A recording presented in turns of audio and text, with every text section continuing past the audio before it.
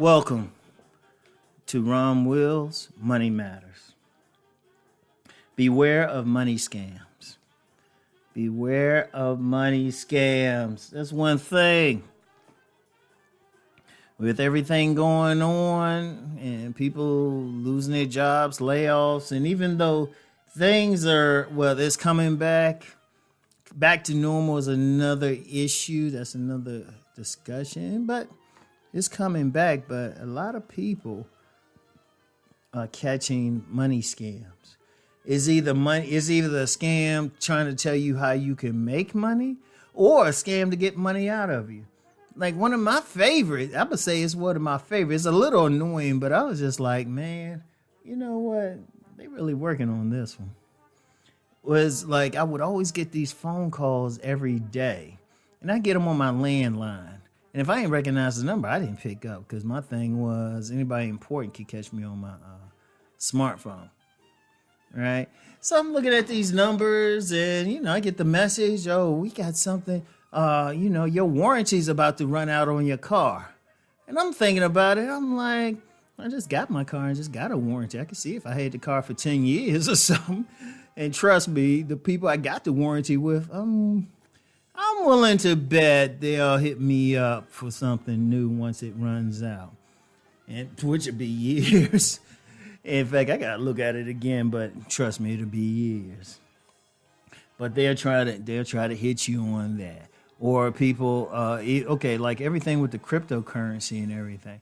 Now, cryptocurrency is very legit. It's legit, but still, I'm starting to notice that I get a lot of either people following me on IG or giving me friend requests on Facebook.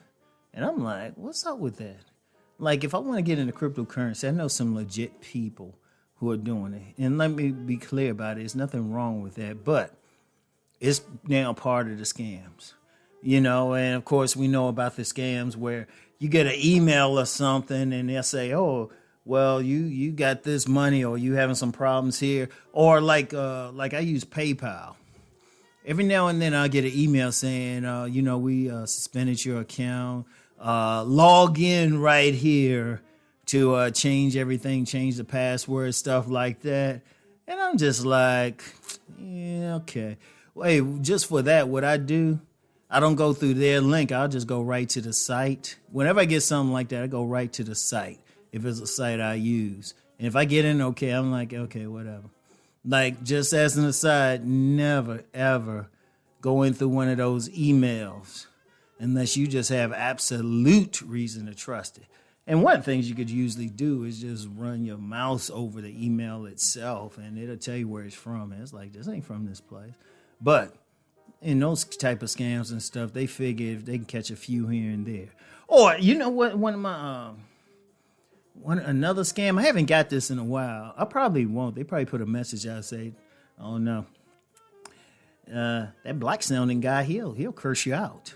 Of course, they'll probably say it with an Indian accent. He'll curse you out. Or, they pretend like they from the IRS. And like, oh yeah, you got this problem or something. And I'm just like, first of all, the IRS don't bother calling anybody. They know the letter's threatening enough. Come on, everybody know to get that unexpected letter from the IRS. They just say IRS on there. You don't need anything else. They'll say, we'll just send them the letter. If they don't call, we'll just come after them. That's it. Hey, I'm gonna tell you what, the IRS, you can't beat them as a collection agency. Yeah, but then, you get those people who call saying, hey, it's from the IRS. Or I say once every 6 months, I get that call from somebody saying, yes, we have a subpoena. You've been subpoenaed. You've been charged in this crime. And I used to work in the criminal justice system. And I used to actually serve subpoenas. The last thing you do is call that person and tell them you've given them one. You just show up. You try to catch them. You got to get creative. Like I said, the last thing you do is call them. That's the last thing to do. So I already knew that. I think somebody actually felt like messing with somebody who actually did that. I don't think they'd be calling me again. And if they got low self-esteem, well, they might have some issues afterwards. Yeah, they saw a side of Rom y'all don't see. But look, I mean, there's so many of them, but y'all gotta be aware of them. Always stay on your toes for them, because you have a lot of people that are pressed, and unfortunately, there's gullible people born all the time. There's gullible people who, for whatever reason, they just get caught. It don't take much. It don't take much. And I ain't gonna lie. Years ago, me and my grandmother got caught on one of those things. It's like one of those things about credit cards and everything. And I forgot what it was now. It was so long ago. But, when they sent us the stuff, I was like, this didn't look professional. It looked like some photocopied stuff, And it didn't tell you anything. See, that's one of the things they do when they run those scams. You need to read it carefully if you got to even be bothered, because usually I spot it right. The second I see it, I say, I ain't interested in this. Like I'm getting like stuff about my account being suspended at banks I don't use. Yeah. But I remember that time, and that was the first and last time really got busted. And one of the things with the money scams, the reason why we got busted, the reason why we wanted money. See, the way those scams work is they know somebody wants money badly and easily. And it's easy to believe some bullshit.